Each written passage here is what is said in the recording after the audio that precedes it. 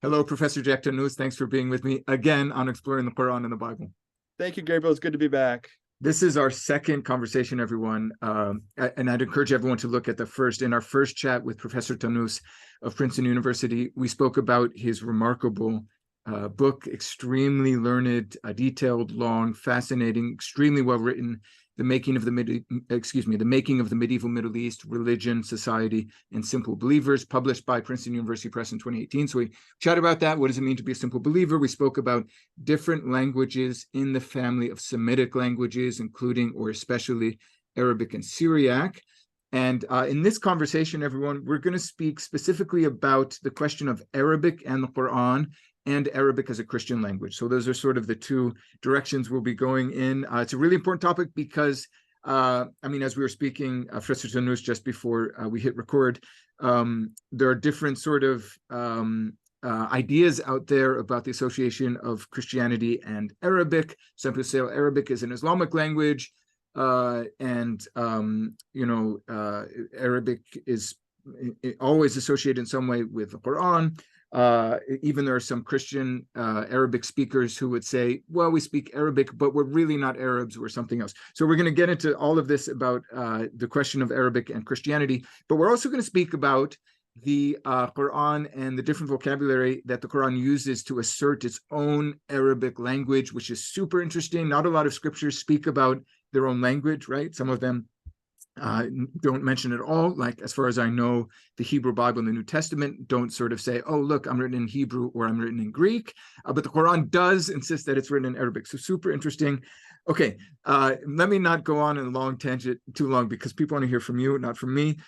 Just as a reminder, brief introduction, Professor Tannous is Associate Professor of History and Hellenic Studies. Are you still chair of the Center for the Study of Late Antiquity? It's actually the committee for the study. Somehow the website is messed up, but it's the committee for the study of late antiquity. Yes, okay, I still am. Super. Yeah, but your departmental home is history at Princeton, right? History. I'm history and also Hellenic Studies. I'm the director of the program in Hellenic Studies also. Okay, great. So I'm in the history department, but I'm also part of Hellenic Studies. Super. Yeah. Okay. And again, the 2018 book from Princeton University Press is The Making of the Medieval Middle East, Religion, Society, and Simple Believers. He's working on a new book as well, which deals with Greek and Syriac and Arabic. I think last time we might have mentioned a working title for that. Do you have an update on that project? Well, it's the working title is Lovers of Labor at the End of the Ancient World, Syriac Scholars Between Byzantium and Islam, which is a mouthful. So I might change it to be something like Scholars and Translators, Studies in the Syriac Tradition. It's about Greco-Syriac translation and the history of Syriac scholarship and philology. Great. Okay, terrific. All right, let's enter right into the question of language, the Quran, the Middle East, and Christianity. It's a really big question, probably unfair way to start, but nevertheless, I'll trust in your graciousness. Can you just give us an insight into the religious world of the Middle East at the dawn of Islam? So by traditional dates, the Prophet Muhammad is born in 570 AD or CE. It begins receiving revelation or proclaiming the Quran in AD 610. So at the end of the 6th, early 7th century, what does the religious world of the Middle East look like? So I'd say in the formerly Roman Middle East, let's say the western half of the Fertile Crescent, there are Christians and Jews. There might also be maybe some Manichaeans running around. There are probably still some pagans in the Middle East. In the eastern half of the Fertile Crescent, and what's today's was known as the Sasanian Empire, let's say parts of Iraq and what's today Iran. There will also be a large number of Zoroastrians. The different Christian groups. Again, the Council of Chalcedon happens in 451. This is a moment where there's an attempt by the imperial church to define the nature of the incarnation. It famously is not received by everybody, and the churches sort of divide over this. So there are different flavors of Christians, different denominations which are formed and forming our confessions. In the Arabian Peninsula, it's harder to know what's going on there. I believe you would know this probably better than I would, Gabriel, but I believe the last dated pagan inscription from the Arabian Peninsula is from around the year 380. There are and everything after 380, all the inscriptions are monotheistic. Right. The nature of that monotheism, is it a vaguely Jewish one, or is it just kind of a generic inclusive monotheism? People can debate that. There are probably, I'd say, still pagans in the Arabian Peninsula. There are certainly Jews there, and there are certainly Christians there. And so that's the groups you have are Christians, Jews, pagans, Zoroastrians, and Manichees. And in terms of the Christians, sorry to jump in there, but in terms of the Christians, you alluded to the Council of Chalcedon 451. Yeah. Sometimes we have this idea that it was a deeply fractured, deeply contentious community because Jacobites and Melkites and the different ecclesial communities were just fighting all the time about the nature of Christ. Was that a good assessment, or does that overdo it? Is that an exaggeration? I think that this is one of the $64,000 questions. I think there's certainly moments of conflict and difference. I think that at the level of elites, certain elites, and part of our problem always with history is the sources we have, and they sort of, again, if our only sources for New York City were the minutes of a country club, really good point. We'd have a certain view of New York as being kind of having country club concerns. If our only sources of history of New York City were, the minutes of a New York Yankees fan club, again, you'd have a different sort of angle. And so the angle we have on the society is largely a religious one, largely written by elites, ecclesiastical elites, who are deeply invested, many of whom are deeply invested in this question of difference and definition. So I do think that there are times and moments where there is, hot live conflict between the Christians. But I think that, I would argue that also at the level of everyday life, there's probably a lot of crossing over and commonality and interaction. Just the fact that I am I'm Greek Orthodox, and you are Maruni, you're a Maronite or whatever, doesn't, and these are anachronistic terms in the 5th century. I'm just using them for right now. It doesn't mean I wouldn't buy my bread from you and you wouldn't come to me to get horseshoes made for your horse or whatever. And so I think that people often would go to whatever church was in their village. I think people would associate with whatever church their parents associated with. And so there wasn't necessarily for a lot of people a conscious choice that I'm going to be a Melkite, or I'm going to be Syrian. I'm using, again, anachronistic categories, Syrian Orthodox, or I'm going to be Church of the East. I'm going to be what my dad was. And my mom and my dad were from different churches. I'll probably be what my dad was. And why was my dad that? Well, because his dad was that, and his dad was that, et cetera, et cetera.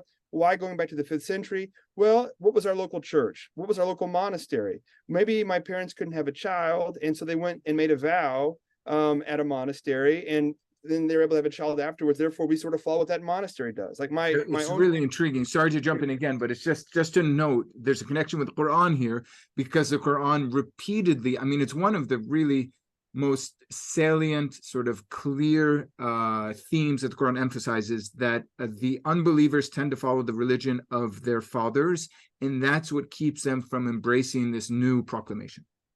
Yeah, so well, the that's Quran also seems to be aware of this. It's also a critique against Christianity in sort of the pre-Islamic period. Pagans one of the things they didn't like about Christians was Christians sort of went against the religion of the ancestors, right? It's a newfangled thing.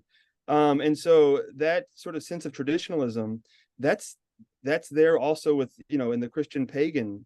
Pagan is itself a loaded word and problematic, and academics love to problematize things. But, the polytheist or the Greco-Roman traditional religious critique of Christianity, part of that was involved Christianity's rejection of traditional gods. Anyways, so I think that you can explain someone belonging to a church. I think maybe there are some people we have, like maybe Philoxenus, or certain people we have names for who maybe chose one church over another as a result of sort of considered doctrinal reflection. And I'm going to say that didn't happen. Mm-hmm. But I think there are a variety of reasons for why a person might be in a church. But if we find the idea that most of this world is a world of simple believers, just sort of everyday Christians trying to make it, I think the vast majority of them aren't belonging to this church or that church on the basis of having evaluated Chalcedon's definition of faith and thinking there's this many natures in the word versus that many natures. The word being the Logos, God incarnate, the second person of the Trinity. Anyways, so the landscape is one of different types of Christians. The landscape is one in which there are Jews, and again, this is a period in which Judaism is undergoing what's called rabbinization. It's gradually becoming more and more resembling what people today, when they think of Judaism, they think of it as rabbinic Judaism. So that's happening in this period as well. Again, there are Zoroastrians, there are probably Manichees, and there are different kinds of paganism. And in a place like Haran famously remains pagan well into the Islamic period. And I think there are also probably pagans in Arabia as well. But there's certainly Christians in Arabia too. Right. Okay. Yeah, great. That's where I wanted to take this, is to Arabia. So good you Let's mentioned that. go. Let's go. Yeah, so the Christians in Arabia, still pagans in Arabia. Of course, people who are interested in the emergence of Islam are interested in particular about the religious makeup of Mecca. I often introduce this question by pointing to a movie that was made, I think, in the 1970s, or might have been the 80s, Risala, The Message, Oh yeah, directed by Mustafa Akkad. Have you seen that one is or it the heard of one it? where like it's told from Hamza's perspective? A part of it, yes, A part of it yes, is yes, no. because you never hear the Prophet himself speaking. Yeah, So from the prophet's perspective, where it's like sort of like you are there, camera shooting exactly, out. exactly. Yeah, Yeah. So yeah, it's a fun movie. Yeah. yeah. So in the opening scene of that movie, there's sort of a presentation of like the absolute pagan nature of Mecca. You see people bringing in idols to the Kaaba, making sacrifices in front of these statues, smearing blood on them. You hear sort of the noble elements of pagan culture as remembered by Islamic tradition. Someone's reciting poetry. They speak about hospitality. The narrator says something like, originally founded as a shrine for the one true God by Abraham, the Kaaba had descended or decayed or something into a house of idols for 360 items. So yeah, I mean, scholars have had their own thoughts about how pagan Mecca was at the emergence of Islam. Yeah, what can we say about that? Was Mecca purely pagan, and were there Christians there? So this is like enormous questions. You can write 10 books, 10 million books about these things, and many books have been written. So the question of the precise religious makeup of Mecca on the eve of Islam, or while the Prophet, before his proclamation starts, your answer to that will, I think, in part be a function of your larger view towards the reliability of the early Islamic historical tradition, right? And this is, the problems are well known. The Prophet dies in 632. The earliest sources about the Prophet are often from a century or two, or even 3 centuries later. The sources often don't agree on things at all, and so how do you make sense of these? I would say this, without wading into those sort of deep and dangerous waters. I would just say that look at the text of the Quran itself. Now, the Quran, as you know, and I'm sure many or most of your viewers will know, people have traditionally divided up into Meccan and Medinan surahs. I know the tradition itself even has some surahs revealed in Ta'if, some surahs revealed, or parts of surahs revealed in heaven. But so there's those sort of things aside, it's broadly Meccan versus Medina. Now, again, the tradition is not, if you go to Barnes and Noble or go to a bookstore and buy a Quran, it'll tell you this is a Meccan surah, this is a Medinan surah. But the tradition itself, if you look at the medieval tradition, it isn't always agree on whether a given surah is Meccan or Medinan. So, and that the sort of the Barnes and Noble solution isn't an easy solution as well. I remember Patricia Crona, I believe, I don't know if she told me this or if I read this somewhere she wrote. She would accept that distinction broadly as a working distinction, because in some surahs, the prophet, the messenger, is a lawgiver, but in other ones, the messenger is not. And so, insofar as in some of the surahs, it seems that the messenger is in a position of giving of authority, but in other ones, he's more of a subaltern or whatever. Right. She thought it was, and so that would basically track on to Meccan versus Medinan. So I think if you want to avoid the whole debate about, you can spend the rest of your life debating Stephen Shoemaker or whoever you want to debate about the reliability of the tradition, you can just go to the Quran itself and see, again, what does the Quran seem to suggest about its surroundings. And then the question becomes, in the Meccan surahs, does it seem to presuppose the presence of Christianity? Now, with that said, even let's just say we had a well-defined corpus of Meccan surahs, and we could all agree on the tradition agrees on it, scholars agree, everybody agrees on it. Right. And even if there were no mentions whatsoever of Christianity, it wouldn't mean there weren't Christians there, right? So what is it? Absence of evidence isn't evidence of absence, right? That's the first thing. Second thing is the Quran itself, and this is, in your book, is it God in the Quran and the Bible, you have a statistic there in the first page is saying a quarter of the Quran's verses deal with the Bible. So there's like 6,200 or so verses in the Quran. Fully a quarter of those deal with the Bible. But even beyond that, the Quran itself presumes a worldview that is deeply informed by the Bible. So the Quran talks about a judgment, a resurrection. All those are very biblical notions, right? And so the Quran, it's sort of, again, like it presupposes a worldview which has been deeply influenced by biblical ideas, right? And so those ideas would come in, I think, through one of three vectors: Jews, Christians, or maybe Manichees, right? I think most folks, there's an article written by, I think maybe by an Israeli scholar, I can't remember who it was, talking about maybe a Manichean context for the Quran. But apart from that, almost nobody talks about there being Manichees in the Quranic milieu, right? Maybe there were, I don't know, but maybe that's the solution to solving all the mysteries, right? But maybe not. But I think that you can assume, based on the text of the Quran itself, that again the Quran is aimed at an audience. Again, my assumption is that the prophet was not talking to a wall; he was talking to people, and it was meant to be intelligible to those around it. Even though there's the whole muhkamat mutashabihat thing, and so the Quran does assume also that certain verses are difficult to understand, but I think that's not the whole Quran. And so I think that the Quran presupposes an audience which is informed by and influenced by a biblical worldview. Now, Irfan Shahid, who has now passed away, he was a friend of mine. He devoted a lot of his life to studying pre-Islamic Arabic-speaking Christianity, and he had a knowledge of sources which I think is unmatched to this day, of the Arabic sources. And he dug through, and he also relied on someone, Luis Sheikho, who was a truly great scholar. And Sheikho had a phenomenal knowledge of sources and of Arabic, again matched by few today. And I don't know if Shahid got this from Sheikho or he found it himself, but the reports in the tradition of there being a Christian cemetery in Mecca, right, or the prophet himself as a child having an Ethiopian Christian wet nurse, right? So there are reports. If you have a more sanguine attitude towards the reliability of the tradition itself would seem to suggest that there was a Christian presence in Mecca. So I think you can argue based on the Quran itself, but also on sort of these reports in the tradition, that there were likely Christians in Mecca. Now, we know, again, that in pre-Islamic Arabic-speaking areas, there were Christians present. There were Christians in Hira, today's southern Iraq. That was a major center of Arabic-speaking Christianity. There were Christians in South Arabia. Now, there's a famous text called the Martyrs of Najran, which refers to the killing of Christians, burning alive of Christians in a church in say, the 6th century in Najran, an area of Saudi Arabia near the Yemeni border. And the question is, what were they speaking? What were those Christians speaking? It's not far from Najran that the earliest stated Arabic inscription in the Arabic script was found, dated to AD 470. We have the names of these martyrs in the Syriac text. A number of them were called Abdullah. So it's not unlikely that at least some of these people spoke Arabic, right?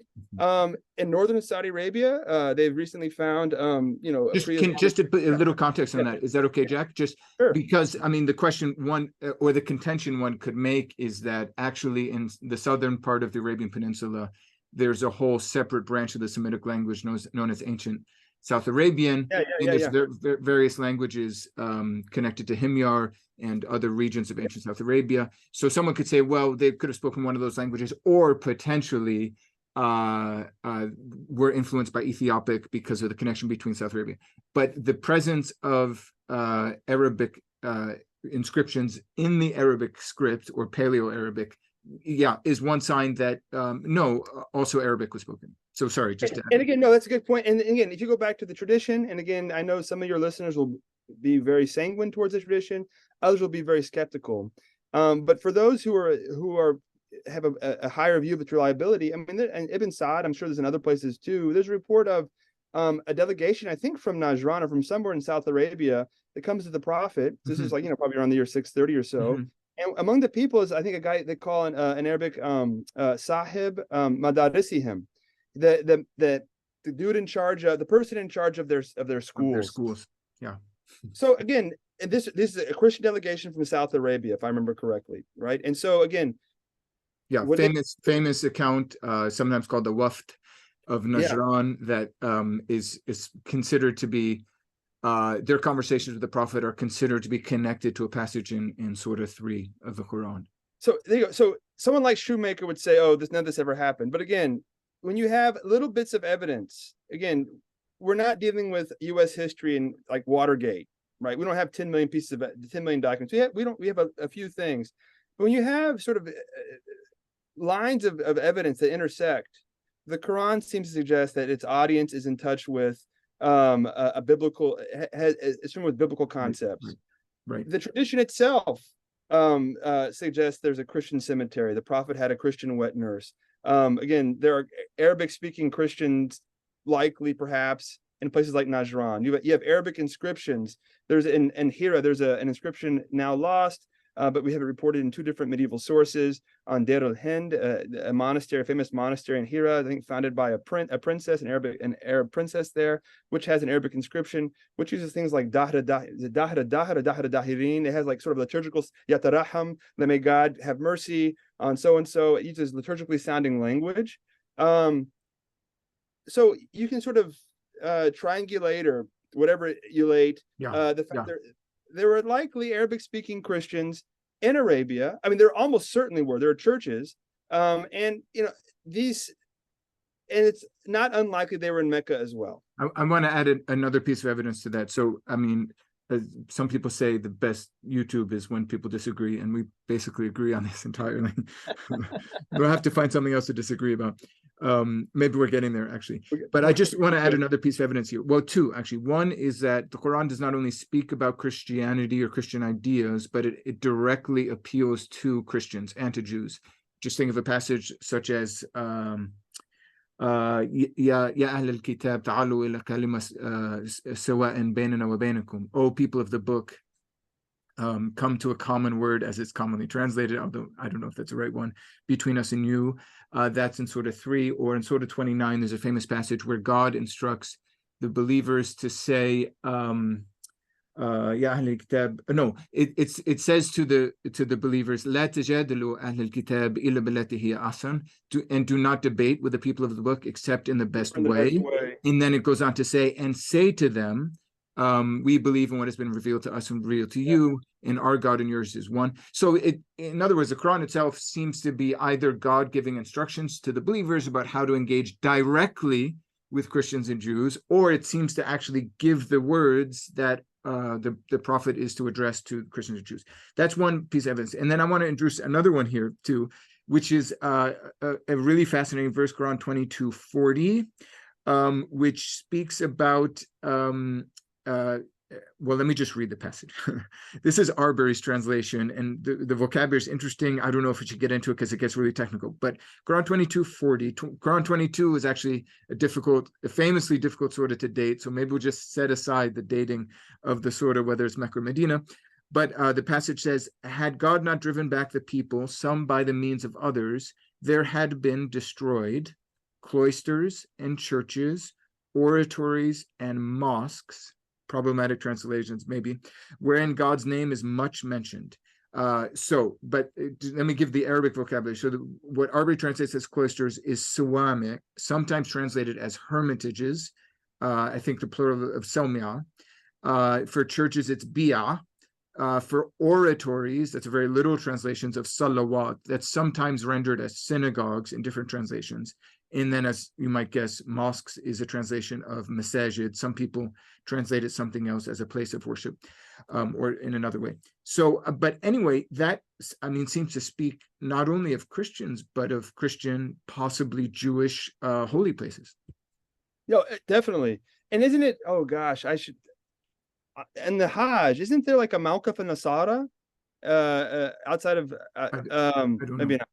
maybe not. So so definitely the Quran is aware of, what do you call it? Of sort of places of worship. And now how to translate these technical terms in, like, to say the early 7th century, what those mean in Arabic.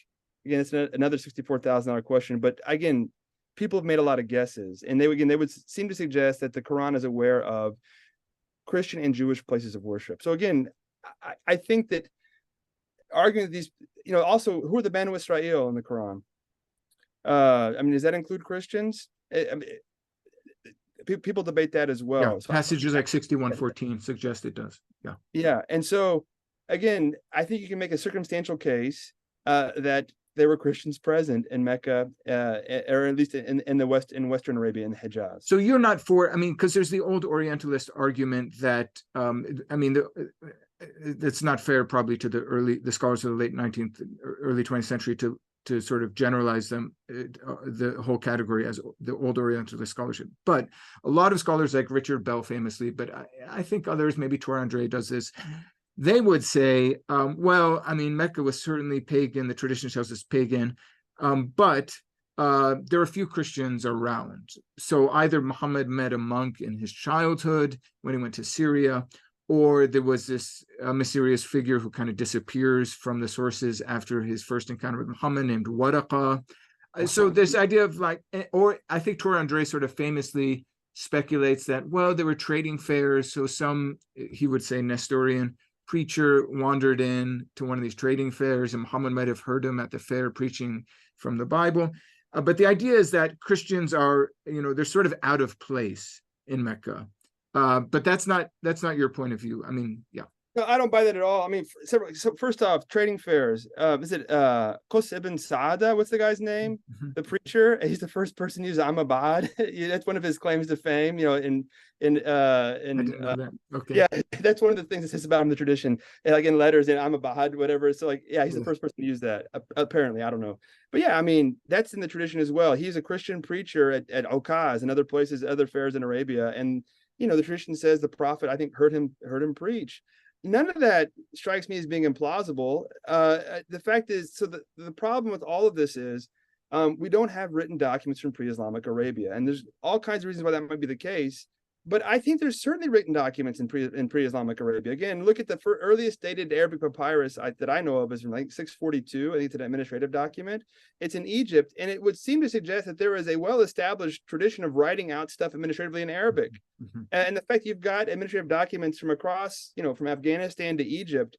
I've heard the argument, Jack, that when the Arabic script develops out of Nabatean, unlike this may be a really sort of rudimentary or like rookie way of looking at the development of the script, but that unlike earlier forms of Safavidic, so ancient North Arabian inscriptions, the Arabic script is cursive, basically. So it involves a lot of curves in the formation of the letters, and that those sort of curves are hard to actually, it can be done, and it was done on rocks, but that it bespeaks the use of material like parchment for writing. Is that a good argument? So which means that there was a written culture, book culture in the Arabic script before Islam, because the script develops, early 5th century maybe.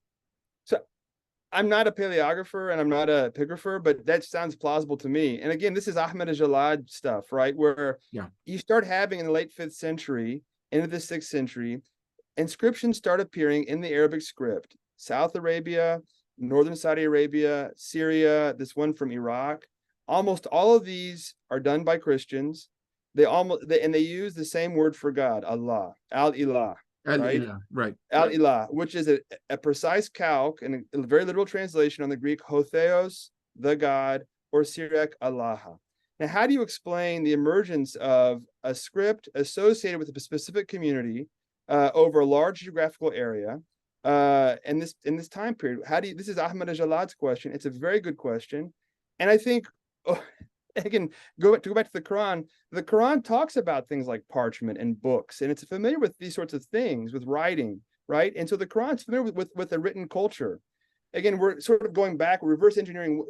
So you've got the emergence of a script as an inscription, whatever, epigraphic script.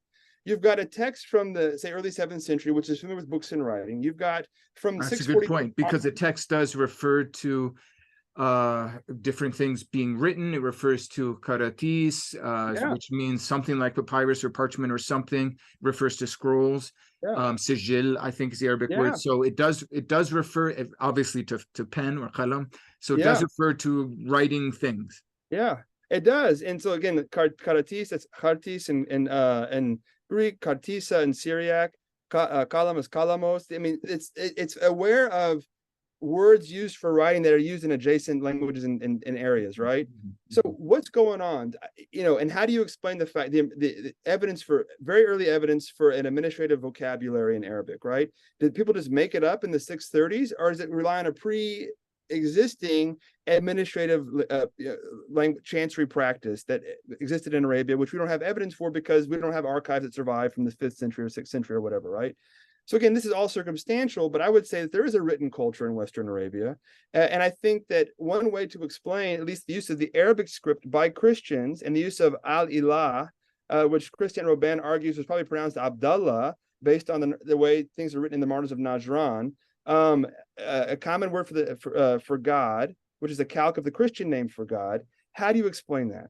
Right. So in my mind, I would say there was some sort of translation of a portion of the Bible or a portion of the liturgy into Arabic in say the 5th or 6th century, right? And if part of the Bible, again, we don't have complete Arabic Bibles until the 16th century, right? So I'm not saying the whole Bible. They didn't translate Job or Leviticus or the Song of Songs or whatever. I'm saying maybe portions of the Gospels, maybe portions of the Book of Psalms, things you would use in a liturgy, right? So if that happens, which is eminently reasonable or plausible to think, because Christians translate the Bible into Syriac, they translate it into Latin, they translate it into Caucasian Albanian, they translate parts of the Bible into Persian, they translate parts of the Bible into Chinese, into Coptic, into Armenian, into Georgian. Why not Arabic?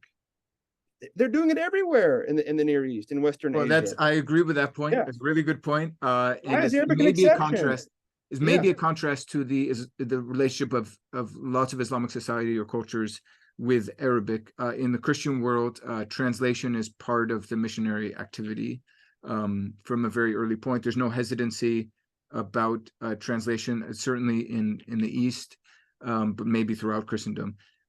Okay, but since we've gotten to the question of was there a Bible in Arabic before Islam, let me stick with that, and then we're going to circle back to the Arabic language, although it might be related, actually, because one of the arguments that I would use to argue that there was no Bible in Arabic before Islam is that the Quran itself seems to present itself as a distinctively and maybe as a sort of innovation Arabic scripture. So, I mean, there are various passages where the Quran insists that, I mean, there's a passage, I think it's sort of 46, but I may be wrong, where the Quran describes itself as kitabun musaddiqun Qur'anan Arabiyan, something like that, or lisanan Arabiyan.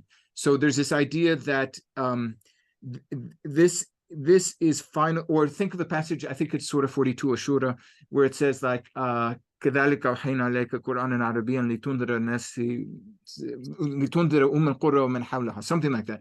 For this reason, we have revealed to you an Arabic Quran, Arabic recitation, so that you might warn the people, the mother of the cities and the people around it. The Quran seems to emphasize repeatedly that now, and I would sort of add in parenthetically, finally, you're receiving the word of God in Arabic, which implies to me that until this point, people were hearing the word of God in a non-Arabic language, so they were getting it in Syriac, Greek, Aramaic, some form of maybe Ethiopic. Okay, so what would you say to that? No, so first off, what's the word Qur'an mean?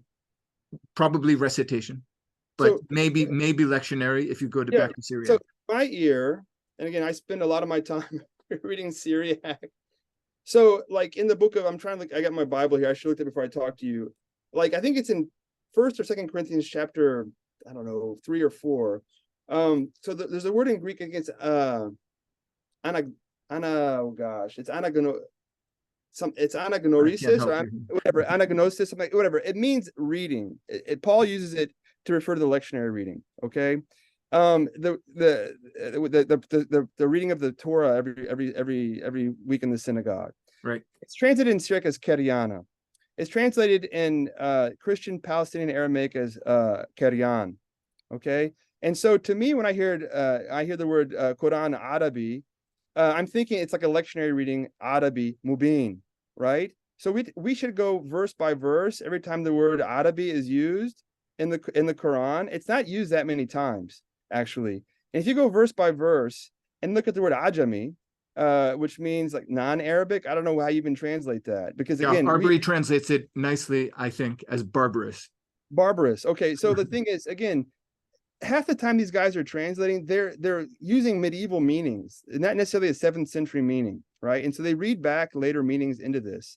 And if you just stick with the Quran itself and try to figure out what the Quran means, and don't use a 12th century dictionary where Ajami can mean all kinds of different things, it's not clear what's going on there.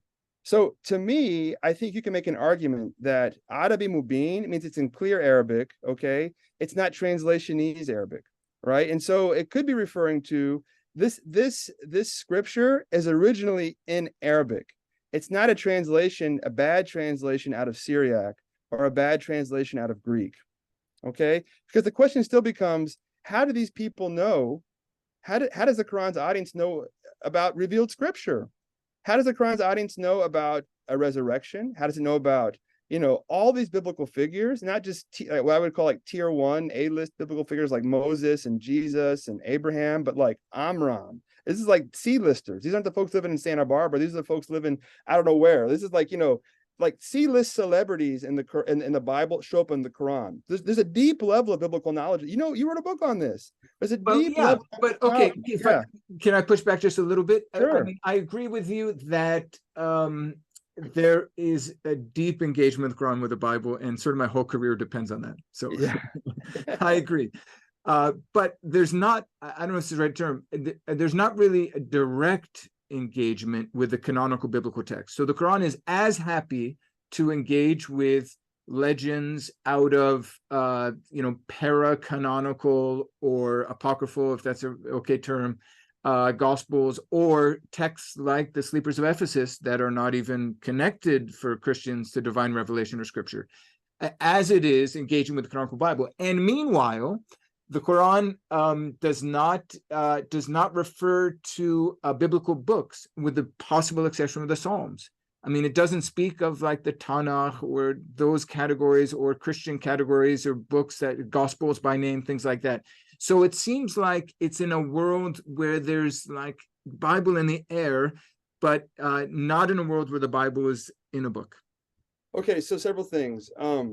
One, Injil, gospel, right? Mm-hmm. So in a liturgy, so let's just go back to simple believers. Okay, this is a world that's largely illiterate.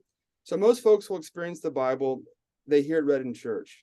They might read in church, and we don't know what the liturgy looked like in 6th century in Arabia, and these churches that say in Najran or in Hira or northern Saudi Arabia, this church that Layla Nehmeh published these inscriptions from.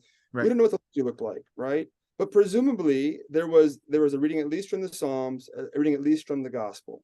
Now, phenomenologically, if I am sitting or standing, probably weren't pews. If I'm standing in church and they bring a book out and they say this is a reading from the Gospel, you think of there being a gospel, right? You don't have a copy, a Gideon's Bible in your hotel room. You can look at Matthew, Mark, Luke, and John. You've got the gospel. You experience, again, phenomenologically, there is a gospel, right?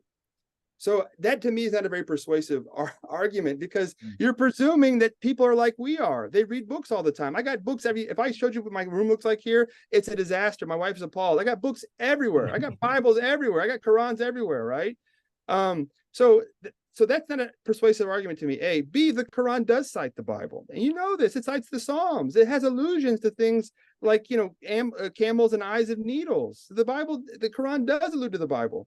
3, I was talking to Holger Zelentin like last week, and he made a comment to me. I don't want to attribute this to him, but he said he thought it was purposeful that the Quran did not cite the Bible explicitly, because if I cite your text, I give you a certain authority over me, right? And so once I cite the Bible, I cite Matthew, Mark, Luke, or John, or Book of Romans, or Book of whatever.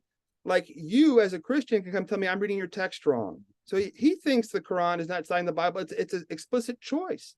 So this phenomenon, so what would you want? In your world, what would it take to persuade you that the Quran knows the Bible? Would it be chapter and verse citation? Is that how people cite the Bible in the 6th century? Do they give chapter and verses? The verses are put in the 16th century, 17th century by the Stephanus brothers in Paris, right? They're not citing chapter and verse. So what would it take to persuade you? If people are simple believers, if they experience the Bible through church, through being read out in the liturgy, and they know stories, and the Quran's a very smart book. The Quran's a very smart book. And the Quran calls Jesus the Word of God. It was at 4:171. He's called a kalima and a ruh. Mm-hmm. Like, if you're reading that with 6th century eyes, 7th century eyes, you should have bells going off. Because one of the most important words in all of late antique Christian theology is the word logos.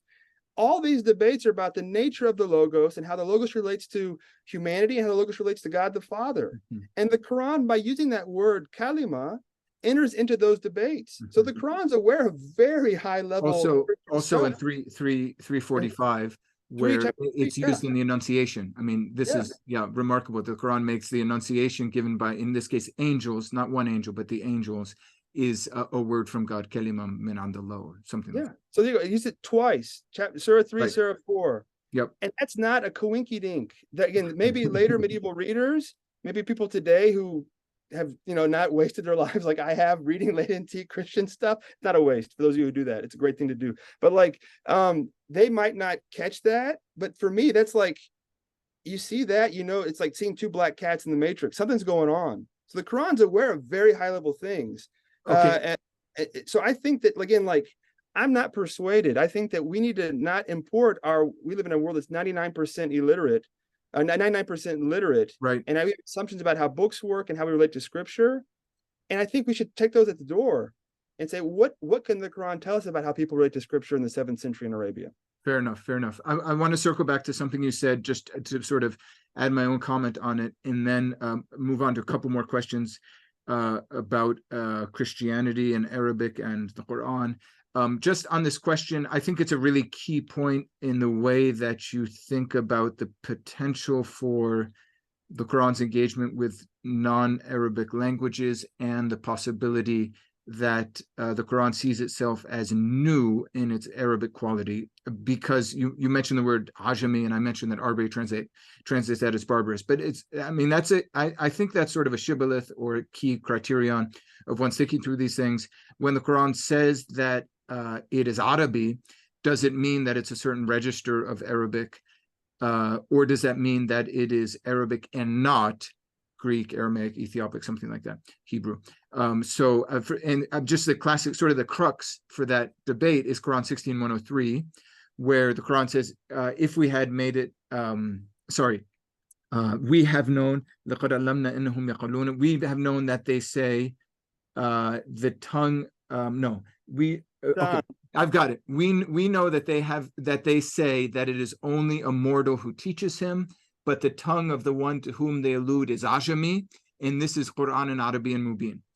So, there are different traditions out there that the Quran is referring, when it says الَّذِي يُلْحِدُونَ إِلَيْهِ, that the one to whom they refer, the traditions out there that, there's a very specific man there, and it's sometimes said to be, I think like there's a tradition about an iron worker, Ethiopic iron worker, someone in Mecca, that Muhammad would pass by his shop and he would hear the scripture being recited or something. I don't know if you've ever heard that tradition. It's out there. Well, the ones I know, like they're all slaves from Exactly. Arabia, and one's called Jabr, which Jabr is like Gabra in Syriac. It means man. He's got like a Syriac name, but they're like Greek slaves. Also my name, Gabriel.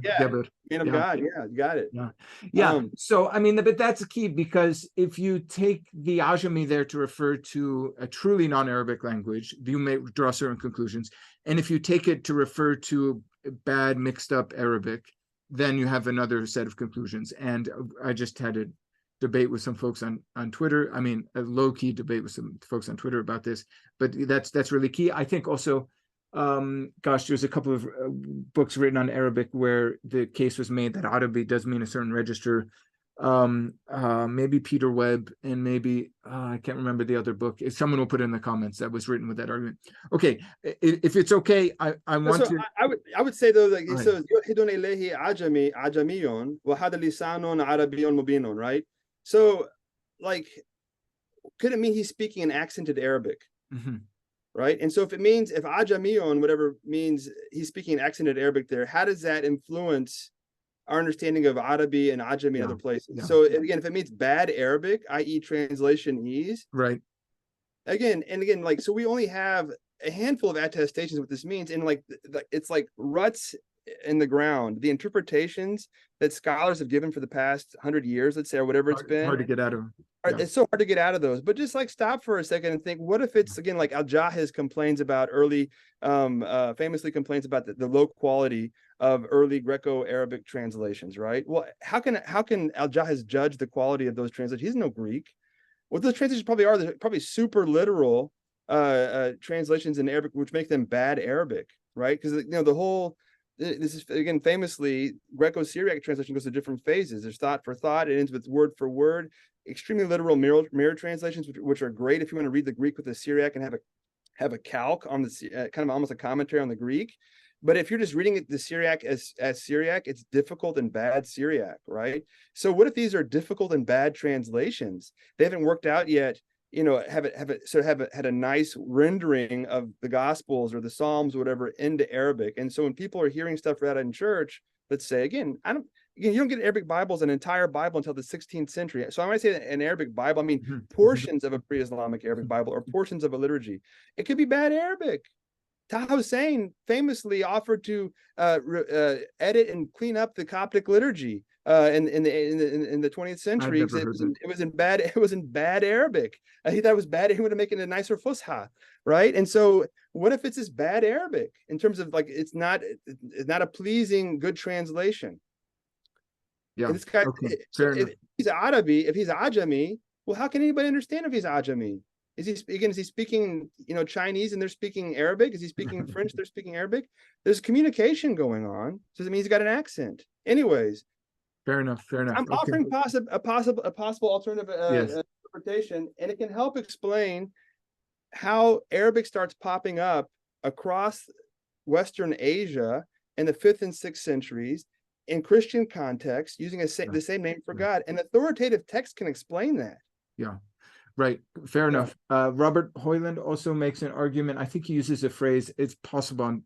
I know he makes this argument, but it's possible the phrase is actually coming from Ahmed Jalad, but I think it's Robert, that there's a revolution before the revolution of Islam. And the revolution is the spread of these Paleo-Arabic inscriptions, the development of the Arabic script that is not contemporary with the rise of Islam in the proclamation or composition of the Quran. That takes place, at least a century beforehand. So that's a really important point. Something happens at that point. Something happens. So I would say that the challenge for anybody, whether or not you buy that parts of the Bible were translated, that Christians did with Arabic what they did with Caucasian, Albanian, and Persian, and Coptic, and Chinese, and Latin, and all these other languages. Let's say they didn't do that. How do you explain it? What's your alternative explanation? Is there another authoritative text? Is there a state? States can spread scripts. Religious communities can spread scripts. So how do you explain the spread of script from Syria all the way down to Southern Arabia to Iraq across different political entities? How do you explain that? Right. Fair enough. Okay. Good argument. Okay. We'll have to have another round 3 at some point about this. You should also, the book, Heinrich Speier's book, the Biblische Erzählungen and Quran. At the back, he's got a wonderful sort of index or whatever. He lists biblical passages and Quranic parallels. Yeah. The Quran is shot. Sit down and just read through some of those. Yeah. The Quran is shot through with allusions to the Bible. Yeah. So, and I would selflessly refer to people to an article that I have on I'm pretty sure it's on my academia page, on biblical turns of phrase in the Quran. So, I agree emphatically with the biblical nature of the Quran. As you mentioned, famously, the camel, the eye of the needle is in both the Quran and the Synoptic Gospels. And actually, there's the alternative explanation in Islamic tradition that is also found in Christian tradition, that the word for camel is not a camel, but it means rope. That also shows up in Islamic tradition. It's just an incredible, there could be some cross-fertilization, but there's something happens with the Arabic word that happens with the Greek word as well. But I nevertheless argue there that the absence of direct citations is meaningful, and but we'll have to speak more about it. I did want to ask. Just ask the question though, like what would it take? We read through Philoxenus and see how he cites the Bible. What kind of citations do you want? What would make you happy? Allusions aren't enough. What would make you happy? This is the question people, because we're imposing on a text. So I would say, and we should move on, but I would say something roughly analogous to the engagement of the New Testament with the Hebrew Bible. Not exactly, but something roughly analogous. That would make me happy. Yeah. Okay. What about Jacob? And the nature of the Quran's engagement with the Bible is fundamentally different. It is fair enough, but so I would say that we shouldn't expect the Quran in the 6th century to do what a text from the 1st century is doing. 5 centuries, half a millennium happens, a different world, different sort of scriptural context. Let's look at Jacob of Sarug. How does he cite scripture? Let's look at Ephraim. How does he cite scripture? Let's look at other sort of genres and see how they're cited. I think you would have to convince me, you'd have to do a study of citational practices in the 5th and 6th century and Greek and Syriac authors and set up, this is how people cite the Bible. Right. Even then, I'm not sure I'd be convinced, because that's Syriac. That's a different educational context. These guys are going through schools. They have a different tradition. The Quran stands at the kind of at the fountainhead of a tradition. And I think there's a backstory there. Again, I do think there's writing. I do think there's exposure to. Even someone like Stephen Griffith would say the Bible's there in Arabic just orally.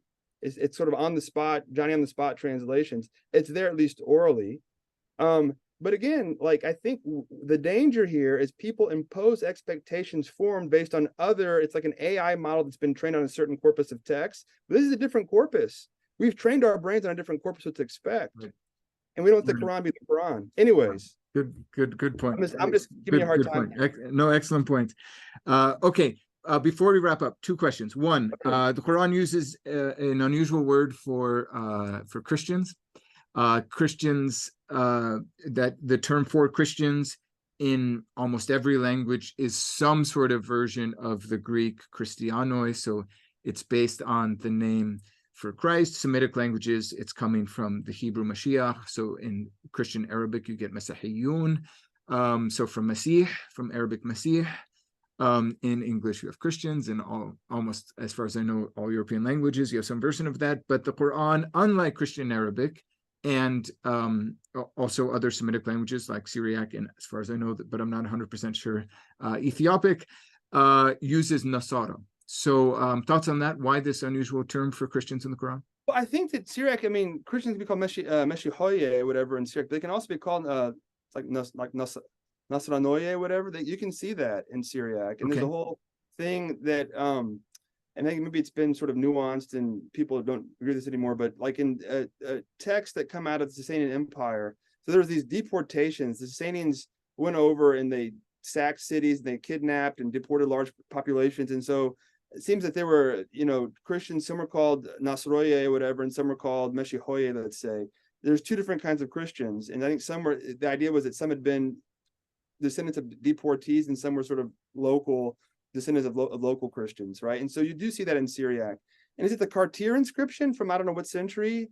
It's a Middle Persian inscription where I think Christians are referred to by a name which is like Nasara, Nasrani or something like that. And so you don't see this as a sign that the Christians in Mecca were some heretical Judeo-Christian group because no, okay. I think, again, this is like, it's the fool's gold of the 7th century. Everybody's trying to find Judeo-Christians, in the 7th to explain stuff, but you don't need a nice phrase. No, it's people are looking for it. You're not going to find it. I think what you got there, it's a world of simple belief. It's like the rest of the Middle East. It's a world of simple believers, and they don't map on nicely to the categories we get from reading sort of traditional church histories. Right. Because Epiphanius or those church histories don't correspond to reality. They're sort of idealized portraits based on texts written by bishops.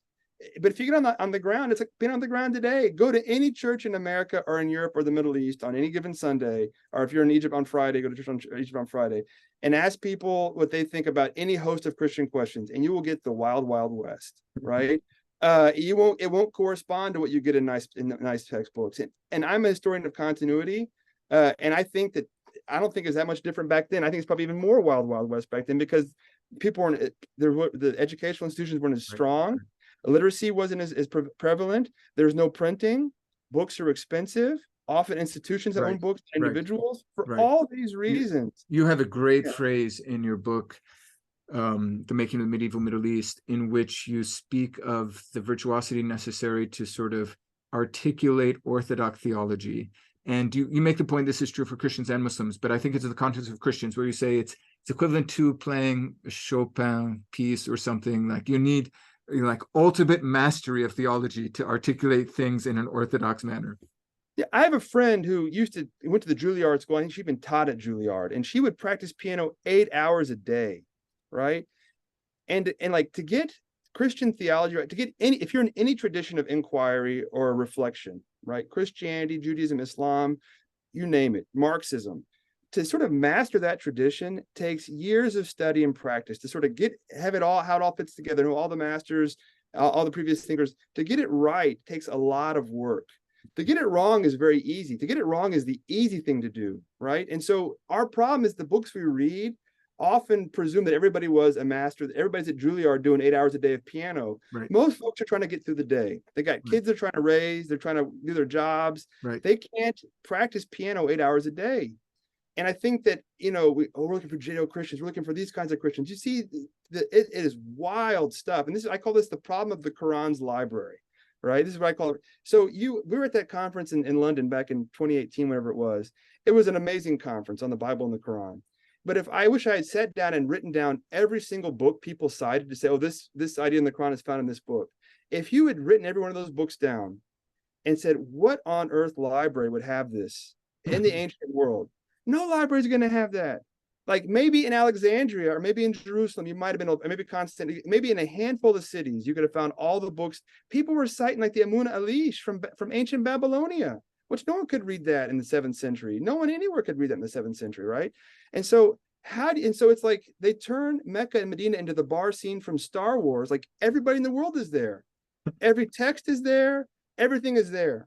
That to me is a needlessly complex situation, right? If you've got a Christian or a Jewish biblical framework, you've got the story of God's action in the world. There's only a certain number of moves you can make on the chessboard, right?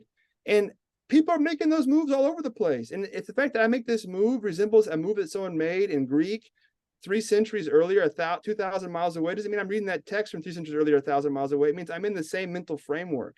And the Quran is in that framework. It's got one God. It's got this God reveals texts. It's got prophets. It's got revelation. It's got resurrection. It's got judgment. It's got ethical standards, right? And in that framework, you got Jesus, you got Moses, you got David, you got certain things. In that, you can only make certain moves. And I don't want to sound like a determinist here, but it's like there's 6 plots in Hollywood. Right. There's about 10 plots. Necessarily, there will be resemblances with different texts that you might find in the bookshelf of your local library, but that doesn't mean correlation is not causation in this case. Yeah. Anyways, what do I know? But I think that these things are needlessly complex. Yeah. What is realistically, historically, what can we assume people had in Mecca or Medina in terms of books and knowledge? What could people have had in, Emesa or Homs or somewhere in Jordan or somewhere in southern Iraq in terms of books and knowledge, or southern Saudi Arabia? You don't need a lot. You don't need Judeo-Christians. You don't need all this stuff. You need a world of simple believers who are aware of the broad outlines of the Christian story and the Jewish story, and who think. Go read what's his name's book, Cheese and the Worms. And read about Minocchio. He's like he's a miller in 16th, 17th century Italy. He's got all kinds of wild ideas about the nature of the world and cosmology and cosmogony. But I think there are Minocchios everywhere in the 17th, 16th century. There are also Minocchios everywhere in the 6th and 7th century. We just don't have their texts because they didn't write, but they were talking. People talk. They love to tell stories. This is a world before Netflix. So what do you do before Netflix and Disney Plus and Hulu and all that stuff? You talk and you tell stories. Yes. And the Bible's got the best stories. The Bible story, it's the greatest story ever told. There's tons of great stories in the Bible. Yeah. Anyways. Great point. Yeah. So, friends, the idea of the simple believer reemerges. The making of the medieval Middle East has something to offer for Quranic studies. Really, really important point. Yeah. Excellent. Well articulated.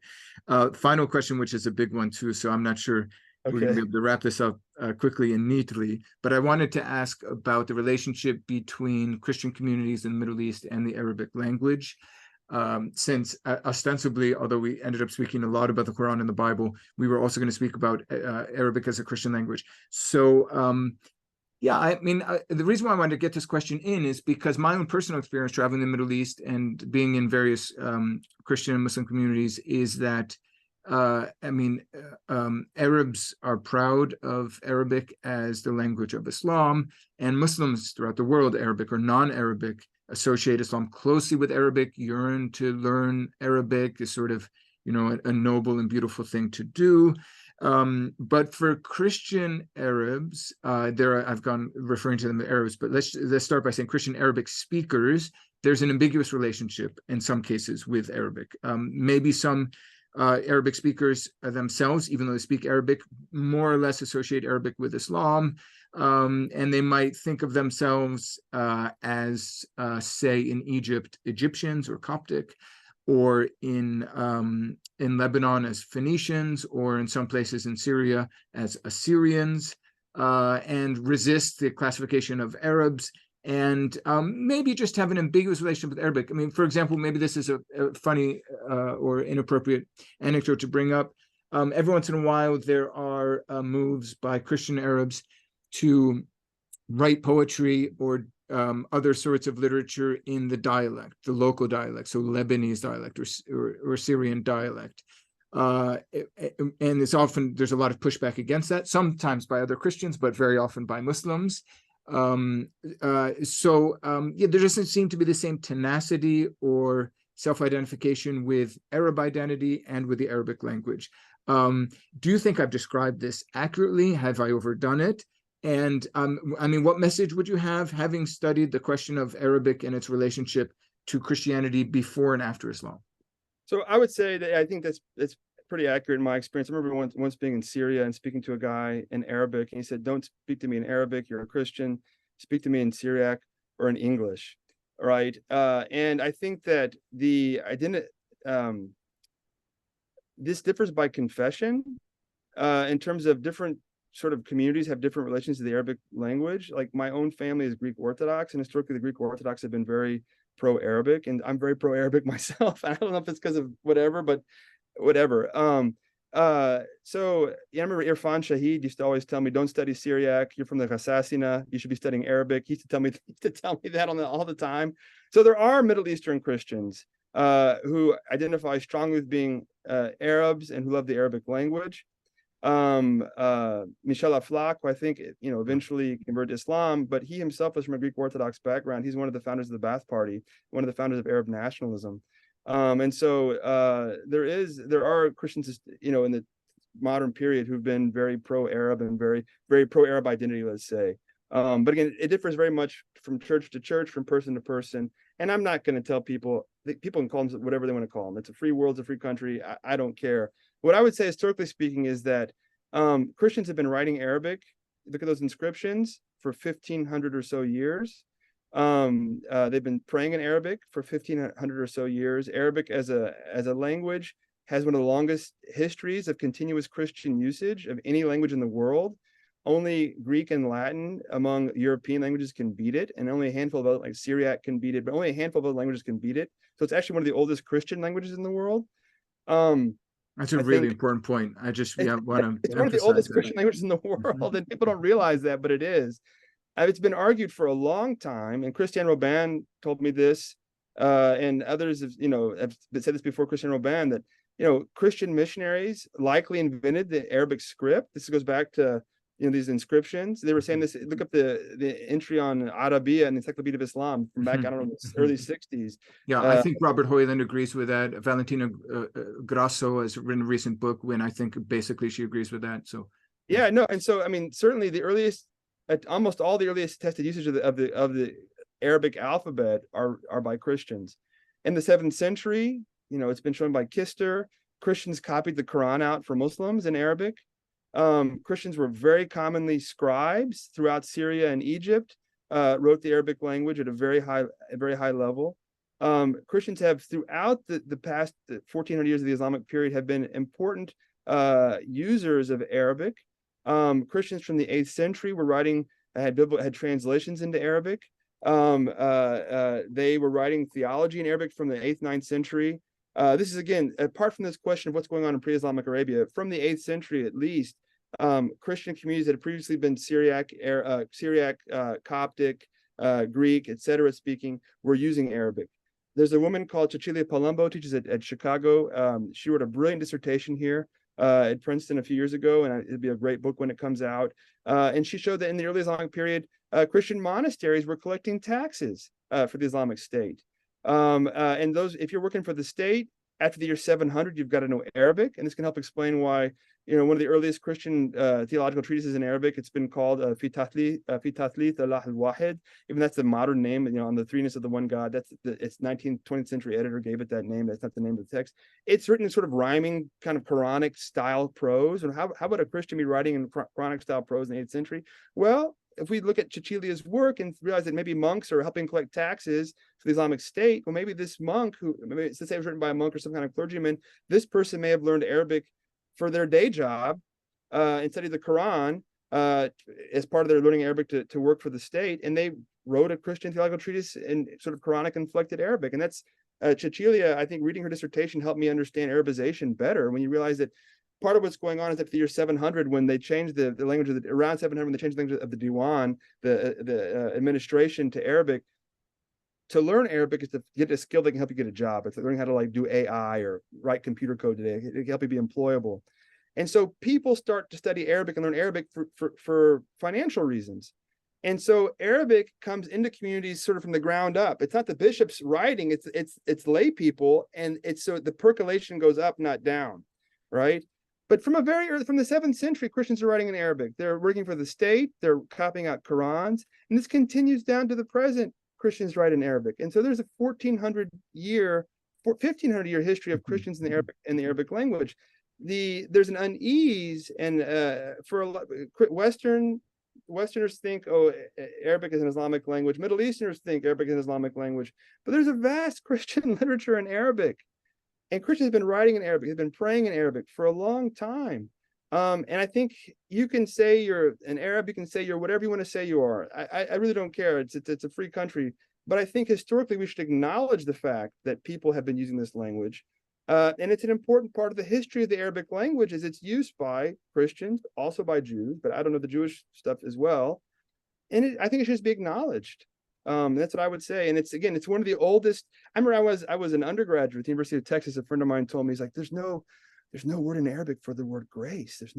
I was like, what are you talking about? Like there are Arabic translations of the Bible translations of the Bible into Arabic before English even existed as a language. 1,000 years before Chaucer, or almost, maybe. But like the amount of the sort of the stereotypes and the assumptions that are out there, it's based on, I guess the information that scholarship has produced hasn't percolated out beyond very small specialized circles. I mean, there was no YouTube when I was an undergraduate. So, but anyways, I would just say that, like, I think regardless of what people want to call themselves, regardless of whether they identify with Arabs or Arabness or whatever, certainly there have been Arabic speaking Christians for a long, long time. And it's, as a Christian language, it can beat most languages out there. Yeah. Great. Thank you so much, Jack. Just a reminder to everyone that you should have already purchased. If not, you should purchase now, The Making of the Medieval Middle East, Religion, Society, and Simple Believers. Other ways to stay in touch with your work. Are you on academia, Jack? I am on academia, but I don't really upload things there. I should probably try to upload things. I need to, okay. But if you ever want an article I've written, they can email me. I'll send you as a PDF. Great. Yeah, well, thank you so much. You're so generous with your time. I've really enjoyed this chance, and I hope it's not our last chat on exploring the Quran and the Bible. It's a joy, Gabriel. So much fun. Take care. Thank you. Jack.